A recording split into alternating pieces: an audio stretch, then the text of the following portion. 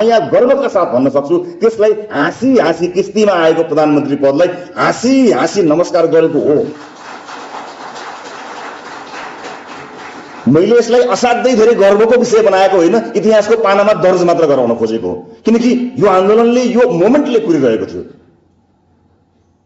यति भनिदिनाले मैले बडो त्यागीको उपाधि पाउँछु भन्ने लोभले मैले भने होइन साथी हो। यति प्रतिबद्धता चाहिँ चाहिन्छ भन्न खोजेको हो। तपाईहरुको इमानदारीता, तपाईहरुको योग्यता र तपाईहरुको क्षमतालाई चुनौती दिने मसँग त्यति धेरै योग्यता छैन, मैले अघि नै भनिहालेँ। तर राजनीतिमा कहीँ न कहीँ कतै न कतै त्यो प्रतिबद्धता, त्यो आँट, त्यो साहस, त्यो हिम्मत हामीसँग हुनुपर्दछ।